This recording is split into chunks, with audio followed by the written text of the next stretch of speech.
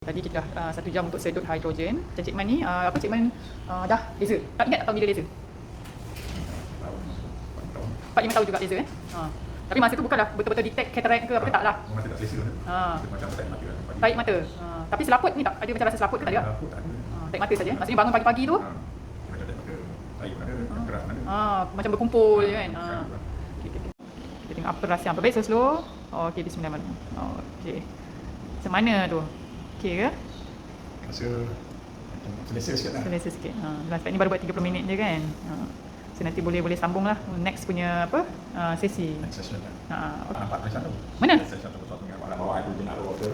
Nanti oksigen, nanti AD, Oh, apa semua dah boleh baca? Kalau tak kabur ke apa? boleh baca tapi nampak macam statement double lah. Oh, sekarang? Nampak straight tak ada apa gangguan lah. Wow. Oh, 30 minit pun dah boleh ni ke? Cik Man tengok ini. Yang mana yang kecil ni? Bawah. Ini. Oh, wah, alhamdulillah. Wah, 30 minit pun dah ni Dah boleh nampak. Daripada jauh sana, situ sampai ke sini. Cik Man dah boleh nampak yang bawah, tulisan bawah tu guys. Kalau tak kabur kan. Macam mana? 4 meter ada jarak. Macam 4 meter jarak. Kalau tak tadi macam mana? Boleh nampak tapi macam ada berlapis-lapis macam sana tapi boleh kita. Oh, ada berlapis-lapis. Boleh agak macam benda kan. Tapi dia tak ada nampak berlapis-lapis. Oh, clear lah maknanya. Uish. Alhamdulillah. Bawah clear tak. Ya tu tak ada. Okey. Maknanya 30 minit pun dah. Orang kata yelah sedangkan 30 minit pun boleh ni kan. Alhamdulillah. Okey, terima kasih.